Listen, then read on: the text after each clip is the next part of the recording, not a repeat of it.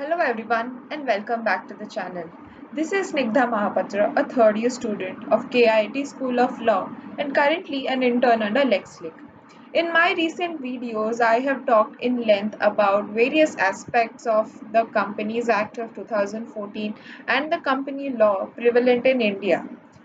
In this video of mine, I will be talking about one such type of company, that is a dormant company. Under Section 455, a company can make an application to the registrar to be declared as a dormant company.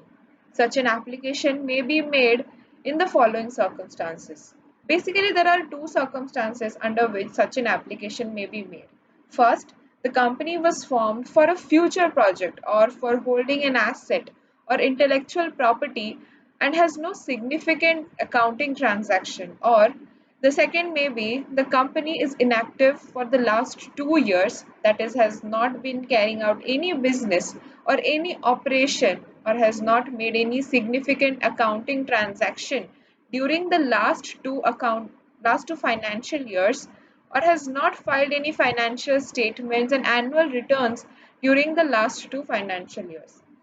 For the purpose of this section, that is 455 of the Companies Act, significant transaction means transaction other than payment of fees to the registrar or other payments which is made to fulfill the requirements of this act or any other law, or payments for maintenance of its office and records or allotment of shares to fulfill the requirements of this act. As per Rule 3 of the Company's Miscellaneous Rules 2014, for making an application as such, the company needs to pass a special resolution in the general meeting of the company. And after issuing a notice to all the shareholders of the company for this purpose and obtaining a consent of at least three-fourths of the shareholders in value, an application can be made only if the following conditions are met. Firstly, no inspection, enquiry, or investigation has been ordered or taken up or carried out against the company. Secondly, no prosecution has been initiated and pending against the company under any law.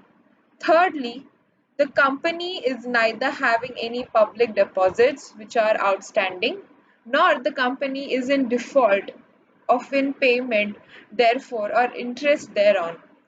Fourthly, the company is not having any outstanding loan, whether secured or unsecured. However, if there is any outstanding or unsecured loan, the company may apply under this rule after obtaining concurrence of the lender.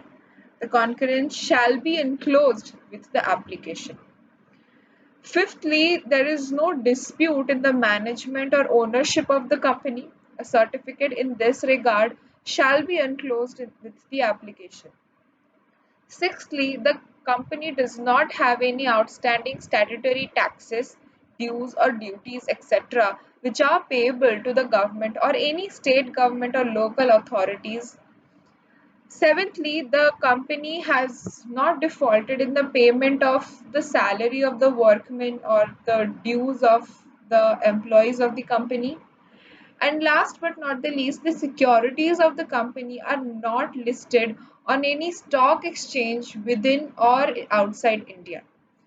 On such an application being made, the registrar shall allow the status of a dormant company to the applicant and issue a certificate in such form as may be prescribed to that effect, and enter the name of the company in a register of dormant companies. The registrar on its own may enter name of such a company in the register if a company has not filed financial statements or annual returns for two financial years consecutively after issuing a notice to that company. Such companies that are dormant shall be governed by separate rules regarding minimum number of directors, filing of documents, and annual fee to retain its dormant status in the register. A dormant company shall have a minimum of three, two, or one directors in case of a public company, private company, and one person company, respectively. The provisions relating to rotation of auditors shall not apply to such a company. A return of dormant company is required to be filed annually, duly audited by a chartered accountant within 30 days at the end of the financial year. A dormant company may become an active company again by making an application with supporting documents and fee. If a dormant company fails to meet the conditions specified under Rule 3, the directors are under an obligation to file an application for obtaining the status of an active company within 7 days. The registrar shall strike off the name of a dormant company from the register of dormant companies due to non-compliance with the requirements of this section. Under section 248 subsection 1 subsection C, the registrar may remove the name of the company from the register of companies if it is not carrying on any business or operation for a period of 2 immediately preceding financial years and has not made any application within such period for obtaining the status of a dormant company under section 455. Thank you so much for watching the video. Please subscribe to the channel so that you can get regular updates regarding various important topics of law. Thank you so much.